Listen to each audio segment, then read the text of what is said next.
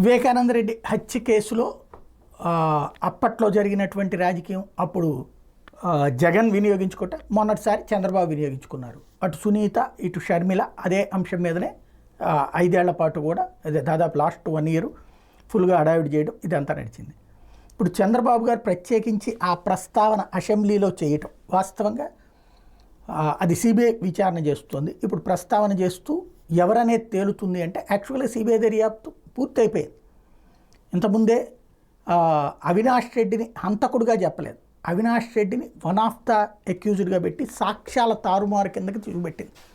ఆ సందర్భంగా అరెస్ట్ చేసేటప్పుడు కోర్టు స్టే ఇవ్వడం ఇదంతా జరిగింది, అయిపోయింది. ఇప్పుడు ప్రస్తుతం అతను వెళ్తుంటాడు, వాళ్ళ నాన్న ఆల్రెడీ జైల్లో ఉన్నటువంటి పరిస్థితి. ఇప్పుడు అసలు సీన్ ఏంటంటే జగన్మోహన్ రెడ్డి పేరుని పెడతారా? ఎందుకంటే చివరిలో ప్రచారంలోకి తీసుకొచ్చినటువంటి జగన్మోహన్ రెడ్డి భారతీయ పేర్లను తీసుకురావాలన్నట్టు ప్రయత్నం జరిగింది. ఇప్పుడు సిబిఐ కొత్తగా అలాగేమన్నా పెడుతుంది. ఎందుకంటే ఇప్పుడు కేంద్రంతో సంబంధాలు ఉన్నాయి కాబట్టి ఇప్పుడు క్రిందటిసారి ఏమన్నారు, జగన్కి కేంద్రంతో సంబంధాల వల్ల సిబిఐ మీద ఇన్ఫ్లుయెన్స్ అయ్యి ఆపుకున్నాడు అన్నట్టు. ఇప్పుడు తెలుగుదేశానికి ఆ ఇన్ఫ్లుయెన్స్ ఉంది కాబట్టి చేపిస్తుందా? ఇది నెంబర్ 1 పాయింట్. లేదు చట్టం తన పని తాను చేసుకుపోవాలి అంటే ఇప్పటిదాకా జరిగిన కేసుతో విచారణ కంప్లీట్ అయినట్టు అవుతుంది, తీర్పిక రావాల్సి ఉంటుంది, అంతవరకే అవుతుంది.